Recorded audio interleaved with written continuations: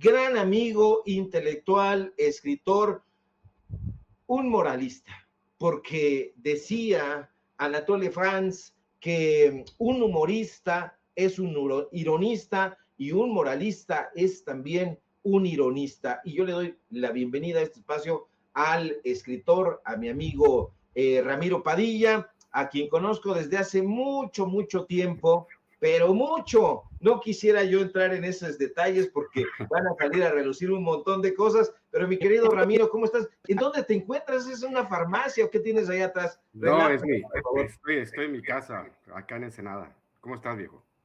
Muy bien, ¿y tú? Muy Oye, bien, yo te bien. quiero, qué bueno. Mira, te quiero preguntar varias cosas, Sí, pero claro. primero me alegra que estés muy bien. Ya vi que si es un librero, ahí veo tus textos. Qué bueno que al ratito nos vas a platicar sobre ellos. Pero yo te quiero preguntar, ¿qué onda con Javier Sicilia? Tú sabes, conoces muy bien la trayectoria de estos personajes. ¿Qué onda? ¿Qué onda? Esta defensa que hacen de Ernesto Cardenal, pero no solo de Ernesto Cardenal, sino la teología de la liberación. ¿Tú cómo la ves, mi querido Ramiro? Los movimientos, sobre todo de la teología de la liberación, que empiezan sobre todo en la década de los 60, ¿no? Es súper interesante esa parte. Obviamente la iglesia estaba, hay que recordar este asunto del rito romano, el rito católico, y cuando las misas se daban en latín. Eso generaba una lejanía, ¿no? Con los fieles. La iglesia, pues después del concilio, el concilio vaticano, pues obviamente piensan un poco en modernizar el asunto de la manera en que se desarrollaban los rituales católicos. Obviamente la iglesia tampoco nunca ha sido un monolito. Tenemos que ser honestos, nunca ha sido un monolito la iglesia católica. Entonces, en este monolito, en este rompimiento del monolito, pues surgen, de acuerdo a las décadas, ¿no?, preexistentes de imperialismo en Latinoamérica, una corriente de la teología de la liberación, ¿no? Algunos sacerdotes, creo que se llama Leonardo Boff, alguno de ellos, ¿no?, que rompe totalmente con la iglesia católica, creo que está excomulgado, donde plantean la necesidad de regresar a los orígenes, y la teología de la liberación, pues, obviamente es la opción preferencial por los pobres, los sacerdotes católicos en ese sentido, viendo las injusticias surgidas de este mundo bipolar, ¿no?, entre lo que era el capitalismo abusivo de los norteamericanos y el comunismo que representaba la Unión Soviética, pues surgen este tipo, ¿no?, de movimientos, sobre todo el movimiento de la teología de la liberación, con un montón de sacerdotes guerrilleros, ¿no? O sea, sacerdotes que decidieron colgar los hábitos y empuñar las armas, que era un tema súper interesante de los 70s. Entre ellos, obviamente, está el poeta Ernesto Cardenal, súper interesante, que no solo era un sacerdote, no solamente era revolucionario, sino también pues era poeta y traductor. A mí me parece que obviamente, si entendemos la raíz del panismo, tú bien lo planteas, ¿no? El panismo es un asunto sinarquista y el panismo es extrema derecha, ¿no?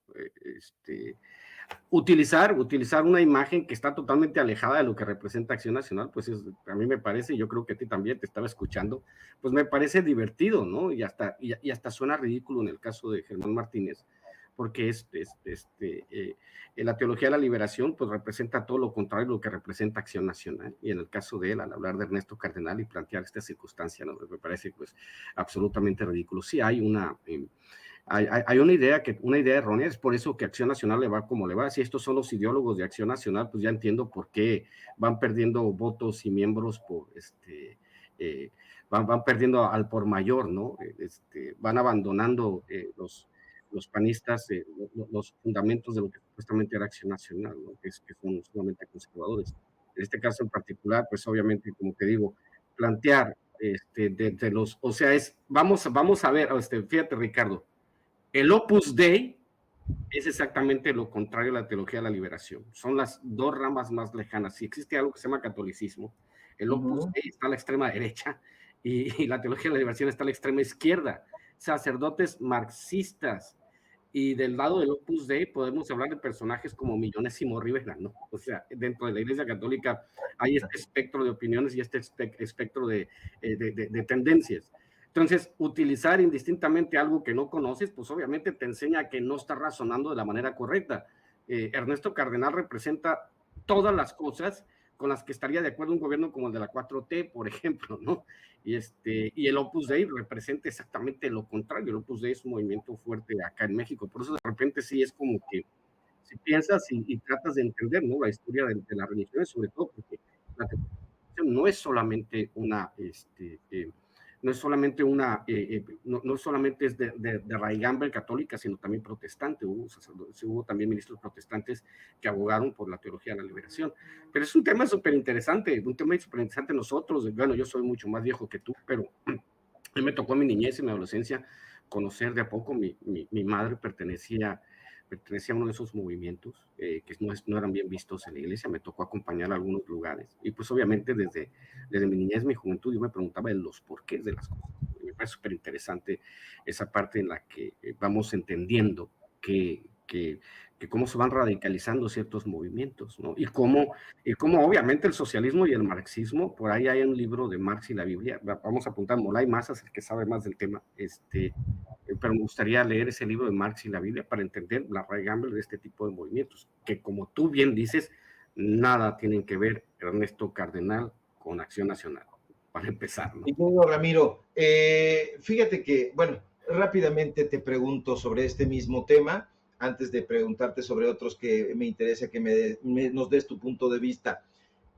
Estamos acudiendo a la caída del PRI.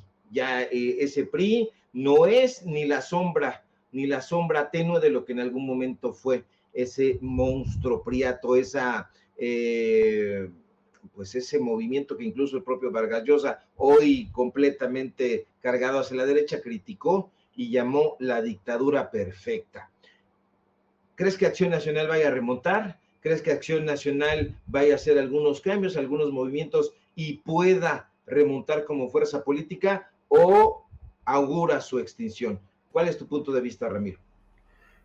Fuera de los territorios históricos de Acción Nacional, porque los territorios históricos comprendidos en algunos estados del norte, no sé, todavía son algo fuertes en Nuevo León, en el Bajío, sobre todo en Querétaro, Aguascalientes, Guanajuato, que son y algunas delegaciones de la Ciudad de México. Pues obviamente hay saltos históricos en la sociedad. Cuando hay un salto histórico en la sociedad, en este caso, la sociedad en México dio un salto histórico hacia la izquierda en el 2018, un salto del cual ya no va a regresar. No son las mismas, porque a mí me planteaban, ¿no?, la teoría del péndulo, como sucede, por ejemplo, en Argentina, donde tienes un gobierno de izquierda y luego te aventas un gobierno de extrema derecha, pero la situación histórica es muy diferente. En el caso mexicano, cuando hay una conquista de la subjetividad, o en este caso el sentido común, cuando se le plantea a la gente que hay una necesidad de entendernos como comunidad y de valorar, ¿no?, estas dos tendencias que también el capitalismo o las sociedades postindustriales llaman la ausencia de ideología, que también es una venta que te hace el capitalismo, ¿no? No existen las ideologías ya. Eso es falso. Sí, seguimos pensando entre dos esferas. Seguimos entre dos esferas de pensamiento, la esfera de izquierda, que es el pensamiento comunitario, que de hecho voy a trabajar un libro al respecto, y el pensamiento individual, que es lo que te vendieron los últimos 40 años de neoliberalismo. Tú estás por ti, tú eres los mantras que te vendieron, ¿no? Tú eres el protagonista de tu historia, la medida de tu esfuerzo es la medida de tu recompensa, el pobre es pobre porque quiere, esos mantras repetidos y reforzados, ¿no?, con una galería de charlatanes vendiéndote la superación personal, cuando realmente tendremos que enfocarnos por la superación comunitaria. ¿Dónde encaja Acción Nacional en esto, mi querido Ricardo? Pues no encaja en ningún lado. Encaja dentro de esas bolsas de pensamiento conservador que existen en pocos lugares del país. Pero como tú lo planteas, si nos preguntamos qué le espera a Acción Nacional a futuro, pues les espera un futuro muy negro. No tienen ni los ideólogos. Obviamente tú lo hemos descubierto a través de los años acá, los que nos dedicamos a esto. Hemos descubierto pues que es obviamente que igual que los charlatanes de la superación personal, están los charlatanes de la superación política, en este caso los panistas que te anunciaban los beneficios, ¿no? Pero al final de cuentas, si tú analizas lo que fue para el país, los gobiernos de Acción Nacional, pues descubres que fueron un total y absoluto fiasco. Y la gente, al comparar, porque al final de cuentas se tiene que comparar lo que sucedía en los gobiernos panistas con lo que sucede en un gobierno de la 4T, pues vas descubriendo, al igual que los priistas, vas descubriendo pues que se van convirtiendo en minoría. ¿Por qué? Porque ha habido un salto histórico, una manera de construir pensamiento diversa o distinta a la manera en que pensaba la sociedad mexicana. Tú mismo lo has visto en el 2006. En el 2006 la sociedad mexicana era muy diferente a la sociedad mexicana que existe hoy, con más información, con medios alternativos. Ya no está el monopolio del control de los productos mediáticos que ofrecidos por Televisa y TV Azteca, ¿no? Ya no existe eso. Ahora, un poco por imagen, cuando tú hablabas de Ciro Gómez Leiva, ¿no? Ya no existe eso. Existe una diversidad de medios donde la gente dice, he abandonado ese aparato de distracción masiva llamado televisión, he abandonado la caja idiota y ahora me interesan los medios alternativos, porque aparte todo se ha hecho muy práctico. Ya no tienes que seguir la televisión, nadie se va a sentar frente a una pantalla para escuchar a los mismos de siempre hablando de lo mismo de siempre. Ahora puedes agarrar por medio de un teléfono inteligente, puedes escoger, puedes estar trabajando. De hecho, la gente que nos está viendo en Estados Unidos en este momento te lo pueden decir.